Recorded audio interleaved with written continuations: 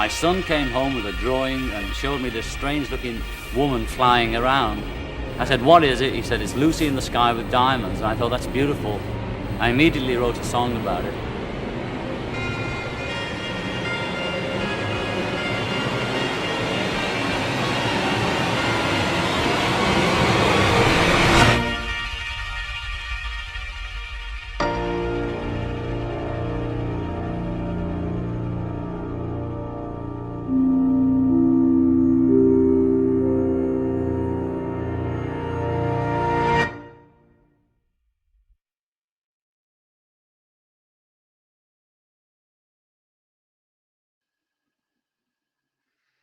Hello, everyone, and welcome to our music design discussion. My name is Liz Clayton. I use she, her pronouns. I'm the marketing and communication manager at Bluecoats, and I'm the moderator of tonight's discussion. Last week, we announced our 2021 show, Lucy, and hosted our first panel in a new series of live streams entitled Introducing Lucy. Every Wednesday leading up to spring training, Bluecoats will host a live stream with members of our design and educational teams. Tonight, I'm joined by some of our music designers. We have Doug Thrower, Bluecoats' composer and brass designer, Tom Rarick, our composer and percussion designer, Dr. Matt Jordan, our music coordinator and sound designer, and Mike Scott, our CEO. So I'll let everyone say hello quickly, and then we'll get started with questions. And if any of you viewing this tonight have any questions, please post them in the comments, and I'll ask them as we go. So let's get started with Doug, if you want to say hello. Hey folks, happy to be here. Looking forward to seeing everybody in the summer. Awesome. And then Tom. Yeah, hello guys. Pleasure to be here and looking forward to talking tonight. Matt Jordan. Hey everyone, looking forward to listening to lots of Doug's jokes tonight.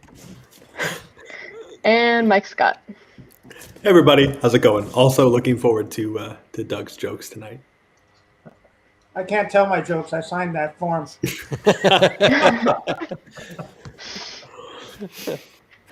Awesome. So for any of you viewing this who may not have checked out our website, bluecoats.com/Lucy, on there we have a full set list of some of the music that we'll be playing this summer, as well as some merch that you can pre-order. But just so you know, the set list, I'm just going to read through it for those of you who haven't had a chance to check it out. So we have The End, With a Little Help from My Friends, Lucy in the Sky with Diamonds, I Am the Walrus, Tomorrow Never Knows, Being for the Benefit of Mr. Kite, Golden Slumbers, and Carry That Weight. Awesome. But yeah, definitely check that out at bluecoats.com/Lucy. And just to start, we'll go through each of you. Is there one song that you're the most excited about having on the set list this summer? Anyone want to start, or we'll start with Doug? For me, I think probably Tomorrow Never Knows. It's one of my favorite Beatles tunes. It's the last track on Revolver. It was kind of a bit of a trailblazer in its time, because the performance that you hear on the recording is much of it was happening in real time, and they could never duplicate it if they had to because of some of the loops and stuff that they used at the time. So I'm looking forward to that. We have some fun things that we want to try using electronics and looping, and I'm just kind of excited to get out there and try some of those ideas. It's a very infectious tune. If you haven't heard the original, you need to check it out. Last track of Revolver. There's also, well, there's hundreds of covers, but we were inspired by the Dave Matthews cover off of Herbie Hancock's Imagine album. If you want to check that version out.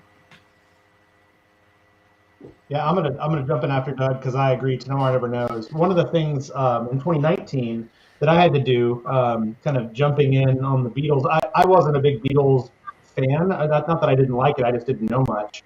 And so I had to do a lot of research from the sound design standpoint of how to sound like the Beatles a little bit. And one of the tunes that really blew me away was learning about the technical background of Tomorrow Never Knows. It was one of the first real tunes that used looping techniques at all.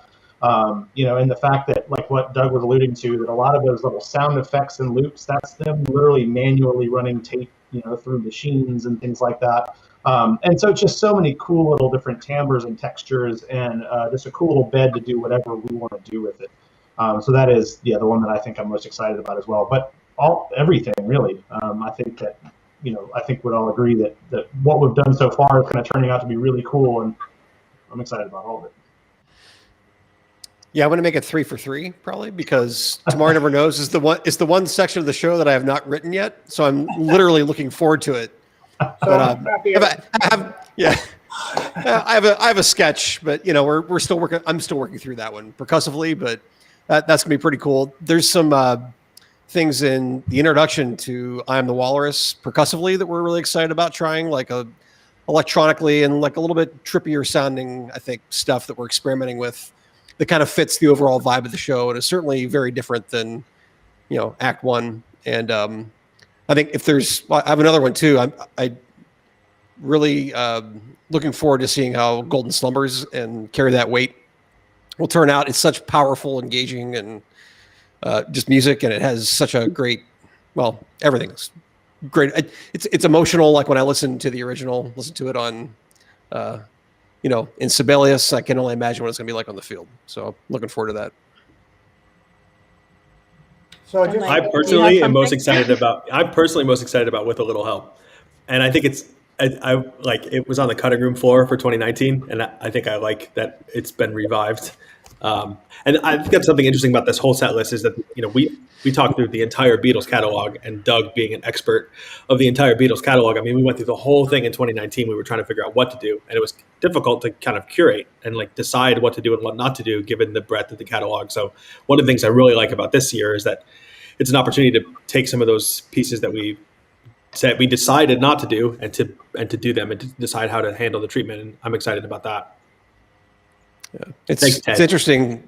It's interesting because like one of my fears in like repeating the same like band, I guess, as source material, even though the catalog is so vast, but it was like I felt like what we did in 2019 was like whew, okay, like we picked the right tunes. I felt like we got a lot of that stuff right, and I was like, can we do that with is there another set of tunes? And it turns out that there is after working with it, but it was one of my not reservations. I wasn't sure, but going through this whole process of designing the show is, again, just illuminated how much depth there is to the catalog of the Beatles music. So. I'll go a step further and say that some of these tunes are tunes that I don't know if I should speak for everybody, but kind of purposely avoided just because, at the time I wasn't really sure how to treat them. And because there's a lot of John tunes in this show. Most of it is John stuff. Sometimes the melodies are so dependent on the lyrics that they don't always translate to an instrument, or to instrumental music. So Lucy in particular and Walrus were started as a real struggle for me, just because I wasn't sure how to treat those melodies. Whereas you take something like Eleanor Rigby or Blackbird, you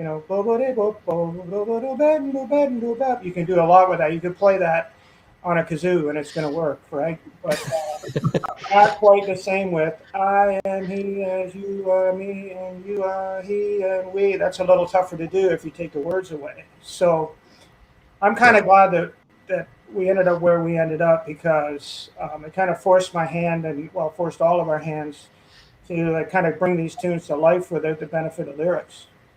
And lyrics are hugely important in John's catalog. So. Mm-hmm.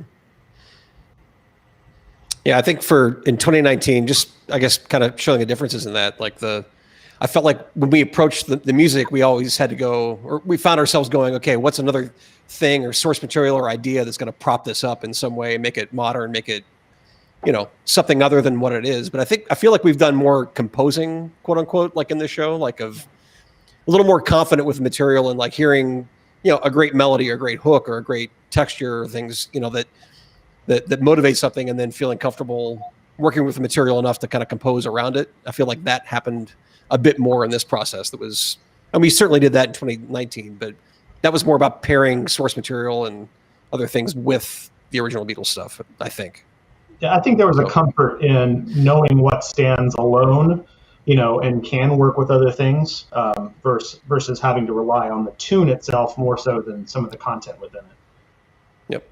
Yeah, I also think this show's probably a little bit more informed by the imagery found in the lyrics. Whereas last year, we present Eleanor Rigby, and yes, well, you know better than anyone, Liz. Yeah, we had a character out there that represented Eleanor, but in this case, we kind of pick up on the imagery of the lyrics and what the lyrics are trying to say, and they're very poetic. So when you hear the lyric "boat on a river," you're going to hear ripples on the river, in the music, and that was kind of fun, doing that kind of composition and letting the lyrics kind of guide us. Yeah. Yeah, there's a whole brass moment, like in the first part of the show, that's kind of built around that, right, Doug? I mean, Yeah. Yep. Definitely ripples and echoes and things that kind of elicit that kind of feeling, and yeah, really cool process. Last year, I think like one of the things that was important to me was that because you really don't know that you're going to have another kick at the can with any of these shows. So I just thought it was important if we're going to do the Beatles, that all four of the Beatles are represented, and they were. And even Greg picked up on, the story about mind, heart, soul, and flesh and blood. And that was in the uniform. Ringo had his moment in the intro. We had a Paul tune, a George tune, and a John tune. This time, I think it's more, I don't want to use the word period because we're not taking you to a time in the past. We're not doing that at all. We're doing similar things and like kind of bringing that stuff into our own time and doing our own stuff with it. But a lot of the material is from the same period of, when they were composing, in 67, 66, 67, with the exception of Golden Slumbers. An interesting comment here, question in the comments here. Are you planning on putting in another non-Beatles tune again, like you did with the Berkeley Indian Ensemble piece from 2019? Do we want to kind of talk about some of the inspirations that we're kind of using to compose around? Sure. Yeah, I mean, Sure. I think one of the ones that we kind of already mentioned a little bit was kind of the beginning of the I Am the Walrus section of the show. There's a Chick Corea tune called El Stefan, or El Stefan, depending on how you say it. That has been a loose inspiration for that. We're definitely not playing the tune by any stretch, but from a timbre standpoint, it's something that we're using to inform the way that Tom and I are putting together that section of the show, and exploring different timbres with electronics and snares and things like that. So with synthesizers, there's some other ones. I don't know if Tom or Doug, do you want to mention some of the other ones? Yeah, there's a tune that happens within the Tomorrow Never Knows section of the show. It's, again, loosely inspired by a Porcupine Tree progressive rock band tune called What Happens Now. So, I mean, again, that tune's not in the show necessarily, but these are, I guess, they're devices that we find, common denominators with some of the Beatles stuff we are using, and like little hooks and things that are just inspiration and kind of guides, like to get us from one place to another, to offer, more modern opportunities maybe, or just inspiration, especially percussively, because that was one of the challenges percussively, is a lot of it is, it's subordinate, like drumming. And it's, I mean, Ringo is, it's iconic. It's unique in terms of sound. We use, the drum set pretty literally in 2019, on the field. We presented that in a very literal sense.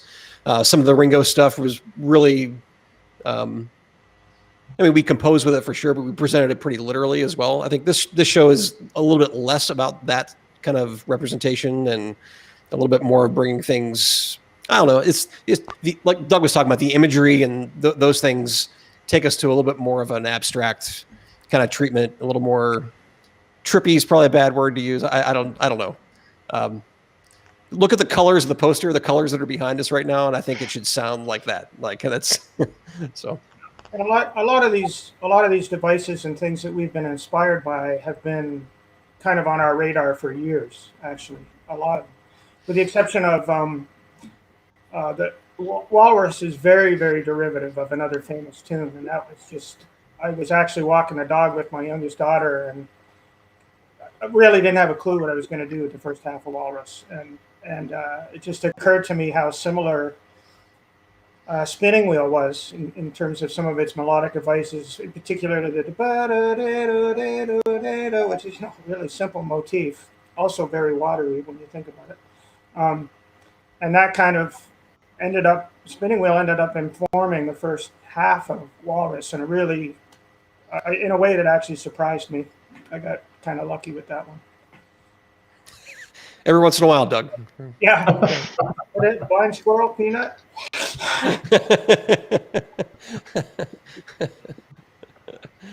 Yeah. Doug, we have a question here from, I think, probably an alumni. How does it feel to go from Beatles in 1992 to Beatles 2021 and hopefully into Blue 22 alumni with some of the original performers that were with you since your day one with the Bluecoats? Well, you know what? I didn't really have a lot to do with the 92 show. I wasn't writing back then. You know, that was my first year. I was just happy to be part of it.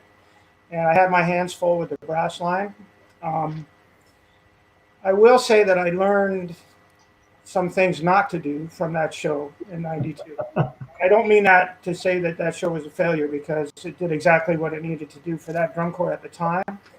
But I mean, like I've said many times, when the Beatles got pitched a few years ago, I literally spit my coffee into the windshield in the car. Tom and Vince and I were together, and it just wasn't on my radar because the rights issues had always been such a hurdle for DCI. And it was right around that period that they started loosening up. And since then, of course, they've changed hands again, the catalog. So it's gotten a lot easier. That's a great question, Haley. So for the record, didn't write 92, wrote 19. It's just great material to work with. It's fun for me, you know. It's been a great project for all of us, I think. Well, it's fun for us to have Doug with his knowledge and depth and understanding of all these tunes and the history of the band and everything that makes it more than just music, I think. And that comes across in the arrangements, I'm sure. It comes across in the whole 2019 show. You know, all the things that we learned from Doug, you know, we would have a conversation and Doug would say, well, actually, you know, or the line 3 of the album art on the back of this says, you know, whatever. And that it ended up just filling the whole show with all this cool, like all the sand that makes it all connect. I'm sure it's going to be the same for this year. So start reading up on Shostakovich for next year, Doug. Okay. Yeah, there were so many times that in design meetings that, you know, I you know, we'd be talking about sound design or talking about whatever, and Doug would say, like, well, on the European version of this second version of the release of this one album that was only done, you know, released in this one store, had this really cool sound effect after this one tune. You should check that out. I think it would work well in the spot. That's like the encyclopedic Rain Man knowledge that he was pulling out about the Beatles. You know, was pretty amazing. Well, the thing is about a lot of those sounds, though, is like people have them stored somewhere, you know, without realizing it. And when you use them, you're tapping into some kind of sense of, I hate using the word nostalgia because it sounds so trite, but that was part of the attraction, you know, for the audience. Is it triggers memories, you know, for them. I actually, the last time I saw Paul McCartney was in Montreal, and I mean in concert. We don't hang together or anything, not yet. But actually, no, it was the time before that. It was in Toronto, and I took my wife, and it was the first time she'd been. And there was a woman, probably at least 10 years older than me, so like maybe 42. And then she was in front of us, and they started playing. Paul started playing. I saw her standing there, which is on the first record. This lady in front of me turned into a 15-year-old. I mean, she absolutely went sensor crazy. Got up and was jumping up, and you know, there's like blue hair flying all over the place, and I thought that was so great. It took her back to being a teenager again, you know. And it was my wife said, "Wow, you're not the only crazy one here. And I said, no, man, there's a lot of us. So yeah, I think like even like what seems like an obscure sound, a lot of people, because of elevators and television and radio, have those sounds stored, and it's a great way to tap into people's memory. I think unconscious memory. A little bit. I know we talked a little bit earlier about some of the conversations at some of those design meetings. And I was just wondering if what the process was, if it was any different this year, doing the music design completely remotely, not having those in-person design meetings. Yeah, it's very different. It's been. I haven't seen these guys in person since March. In March last year, Yeah. so that's really hard. I mean, these are my best friends, and frankly, we do have our disciplined sit down time that I'm usually late for, and then we meet and everything and eat, and then we meet again, and then by dinner time, we're having the real conversations. We're having those. Hey, wouldn't it be cool if? We're having those conversations, over a beer and dinner, and I think that's where a lot of the great ideas kind of happen, just. When we're all just being ourselves, together over a meal or something. So I really miss that, and the camaraderie and all. It's not the same. We miss you too, Doug. We do. No, I mean, I think one thing for our design meetings, though, as soon as Zoom became ubiquitous, like we used to do conference calls on a phone, call in. That was our standard, and then we haven't done one of those forever. I mean, now we're all seeing our face. I think that changes something fundamentally too about the way we communicate. So Yeah. if there's something good to be had of it, I think even our weekly kind of discussions, check-ins, that kind of stuff are done. I don't know. Accountability is the wrong word, but like you're not doing the dishes while you're on a conference call anymore. Like you're engaged, and there's like I don't know. I feel that. And I feel like it's improved our process and communication. So that's been different. Absolutely. There was a learning curve there, where we were like, we had to kind of decide to do it that way. Right. But to at the same time, like what Doug was mentioning about, it's really not till the end of the day that you start to have the real conversations where you fill in the details. And that was an art that was like, Dave Glasgow and Genevieve were both like, hey, it's really important that we craft these meetings a certain way, so that they kind of have that crescendo. You start at a certain time, Doug will show up an hour later, and then you'll have lunch, and by the time lunch starts, like you haven't really gotten much done, and then you take lunch and you kind of lose all that momentum, and then it kind of all builds into the end of the day when and the other thing that we miss a little bit from these is you can't have like the sidebars, like Doug can't pull aside Jim, and have a choreography to brass, like, hey, what if, or, Jim can't say to Tom, like, this feels angular to me, and like have those things are missing. And, we've been able to, for people that are watching at home, we've been able to have, an in-person meeting, basically just, one really good substantive one. But it's been remote all the way since. So it'll be really interesting when we can kind of all get in one place at move-ins and be all together and start actually getting it on the field together. That'll be really interesting given how apart we've been. It's kind of amazing how, we'll start a day, especially if we have a show picked already, and we'll start kicking around ideas. And, by the end of the day, that idea has, spun into something that may not even be related to the original idea, but it's gotten us to a place, It's much harder to do that with an hour Zoom call, because you don't have time to let things percolate. And so I miss that part of the process. But we'll get back to it, man. It's just a matter of time. We have a question in the comments here sorry, go ahead. No, go ahead, Liz. I think we're going to say the same thing. We have a question here from Millsap here, asking if we're planning any Easter eggs in 2021 like you did all over 2019. Yes. Yeah. Yes. I mean, like a great example of us kind of starting that. So the intro video that we did for the show, like all the little kind of reverse vocals there at the beginning are all the end from 2019 in reverse. So things like that are going to be kind of going throughout. I think the big thing is that our limitations in 2019 because of rules where we couldn't do anything with anything looping or anything with delay, which the Beatles used a lot. And I think that us being able to utilize some of those techniques are going to allow us to throw in some of those little Easter egg tribute type of things in a way that's much more faithful than what we could have done in 2019, which I'm excited about. That's a Doug good might point. have some ideas that he wants to talk about too. Well, they won't. They're not Easter eggs if I tell you what they are. Well, a good 29. Man. A good 2019 Easter egg story is the "Here Comes the Sun" in the pit, because we actually tried to keep the show secret, like at one camp from the kids, and so we took all Beatles melodies out of all the material they were learning, and we talked about some difficult brass stuff that we needed to get in their hands. It was like some of that mellow stuff that we did, and so we gave them all music that was completely sterilized of Beatles material, but of course, the marimba players had like a bum bum bum bum like once at the end of something that Tom gave them, and like I remember them looking up and be like, "It's a Beatles show, isn't it? It's Beatles, isn't it? Beatles." We literally stopped like the first run through of like we handed out part 3 in January last year, which was the what was the tune that we did? The Beatles tune.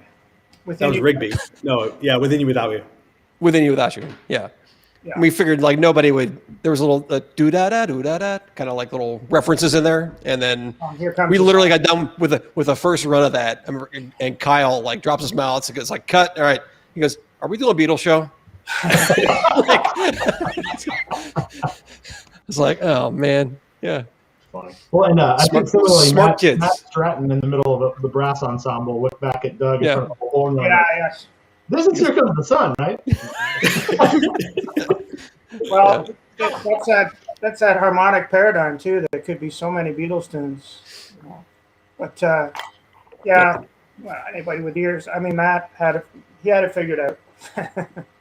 Well, and that harmonic paradigm makes this work super easy for I don't want to say easy, but it makes it prone to Easter eggs, right? I mean, so many of the different melodies fit over that same harmonic paradigm that we see over and over. We saw it in 2019. We'll see it again in 2021. Yeah. Well, and there's a different one this year with Lucy. A kind of a different harmonic paradigm that is very similar to Dear Prudence and a couple other tunes as well. Mike, did you want to answer the question, how is this upcoming tour going to be different compared to previous years? Yeah, that's a great one. And then I think after that, we should answer Randy Lamb's question. Hey. There's a question about the tour. And for those of you that haven't checked out DCI's announcements or Bluecoats announcements about this, Bluecoats will be on tour this summer. It's just a 2-week tour, so shorter than the 10,000 miles that we normally do. But we're hitting Northeast Ohio a couple of times. We're starting with 2 concert events here, and then we're headed out to Boston, 3 shows in Boston. Then we will be at Allentown on Saturday, and then back to Northeast Ohio for a drum corps show in Akron, and then a drum corps show in Marion, Indiana, and then 3 nights, the usual 3 nights, the second weekend of August at Lucas Oil under the lights for the DCI celebration, Indianapolis. It's not an adjudicated tour, so a couple people have mentioned this in the chat. So everything is sort of in exhibition, so to speak, but you can expect field shows. The Bluecoats are putting out a show. In fact, for those of you that were on the last live stream and saw our Twitter announcement and things like that, you know that this show is kind of an evolution, a year-long evolution of the show that we had planned for 2020. So it's a field show, and it's a lot of what you would expect from the Bluecoats, but just on tour for 2 weeks, plus as much digital content as we can do like this as we can to kind of reach the people that we normally wouldn't reach. Those tour dates are at bluecoats.com/Lucy, and there's some more information too on our events calendar on the website. And DCI actually just today announced some additional details about what is being planned for the final 3 days. So I would encourage everyone to check that out at dci.org. Awesome. And then probably our last question here, and then we'll wrap things up. But from Randall Lamb, since you are free of the judging concern, do you plan to give us anything that hasn't been done before in DCI? Well, yes, we do plan on doing some things that haven't been done, but I think because we just changed the rules, they're all within the rules. I think. Yeah. Yeah, they are. I don't Specifically, care. I yeah. think so. Yeah. I don't really think the being free from the judging had much to do with that, honestly, with what we would be trying or attempting, or Well, in wanting fact, to- the effect that we're all alluding to was going to be in the 2020 show, which would have been competitive. Um, Yeah. but Right. there is a cool freedom that comes from knowing that we just kind of, our job is to give the students an incredible experience, to give the crowd an incredible experience. But at the same time, John and Dean and I kind of talked about this last week. But that's kind of our MO all the time anyway. Adjudication tends to come third behind the student experience and the sort of artistic endeavor of it all anyway. But there's the effect that we're talking about, some of the electronic stuff in percussion, I think is going to be a really cool moment that I'm looking forward to. It's going to be one of those things that we like. I don't personally know exactly how it's going to sound, and I just know I'm kind of excited to hear it at spring training when we finally, get to do it. I don't think we do either. So it's the first time Right. we're trying that too. So yeah, we had to be smart about, I think, just how many projects that we picked. I mean, we want to balance like giving what a Bluecoats experience is and being, faithful to that and to the membership and what they come here to do. And then also be smart about the time that we have and the amount of, like, especially musical projects we can take on and things we normally would take, a week to figure out and different versions, and we'll check it out at Little Rock halfway through the year. And, we're not going to have that kind of, opportunity. So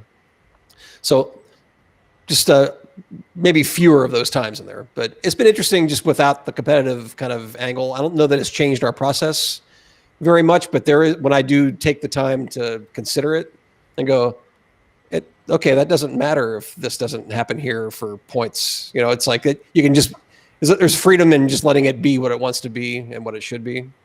And I think we usually do those things anyhow, but then we always get mad in July or when the tension gets wrapped up when somebody has put a number down. So I guess it's kind of nice to design with that in mind, knowing that it is what it is and is what it's going to be, Yeah, just subtracting the idea of the compulsories, out of the composition process is very helpful.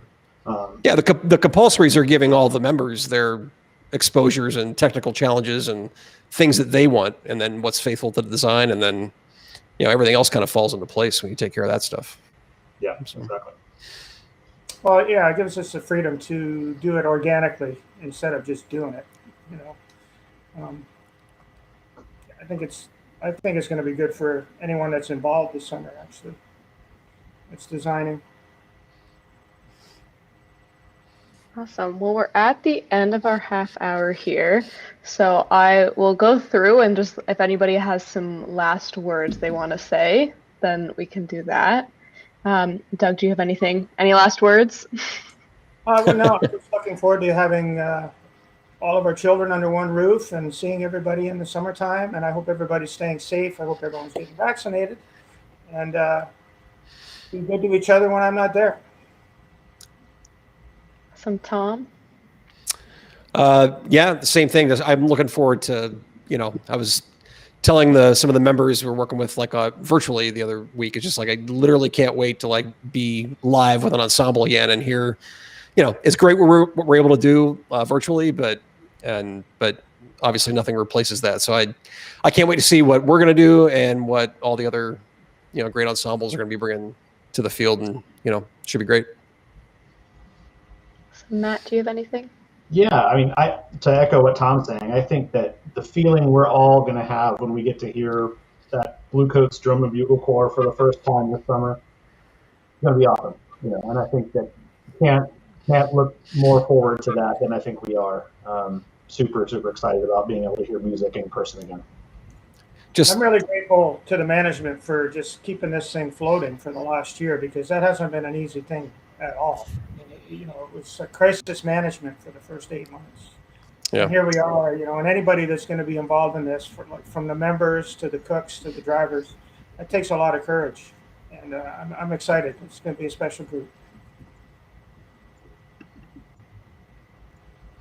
Mike, do you have anything?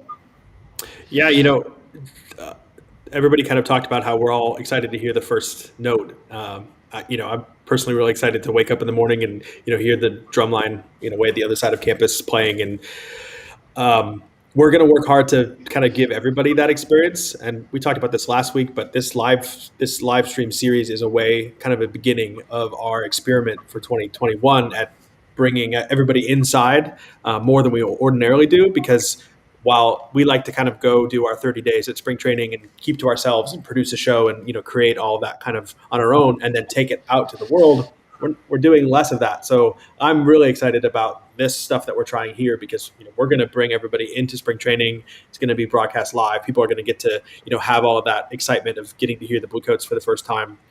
It'll be remote at first for those first 30 days, and then we'll go on tour and try to get in front of as many people as we can, because we're all really excited to bring the Bluecoats back. Awesome. Yeah, we will. Sorry, I was just looking at that comment below. We will definitely make sure to live stream Doug's reunion with the rest of the staff when he comes back. But that was a perfect segue. We will be having another one of these live streams next week, so make sure you come out at the same time and tune in with that. And then, again, all the weeks heading up into spring training. If you're looking for any details about the show, you can find all those at bluecoats.com/Lucy, including, as I mentioned before, the set list and some merch that's available for pre-order. Pre-order actually ends at the end of the month, so make sure you act fast if you want to grab one of those tie-dye shirts. They're pretty cool. But that is everything that I have. So thank you all my panelists for joining tonight, and thanks to everybody for tuning in. This has been great, and I hope that we'll see some more people here next week. Thanks, Liz. Bye, everybody. Awesome. Bye. Bye, everybody. Bye-bye.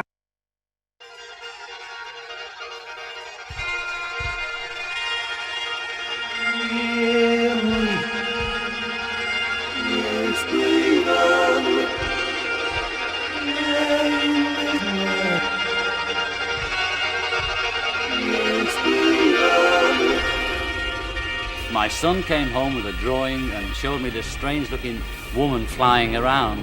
I said, "What is it?" He said, "It's Lucy in the sky with diamonds." And I thought, that's beautiful. I immediately wrote a song about it.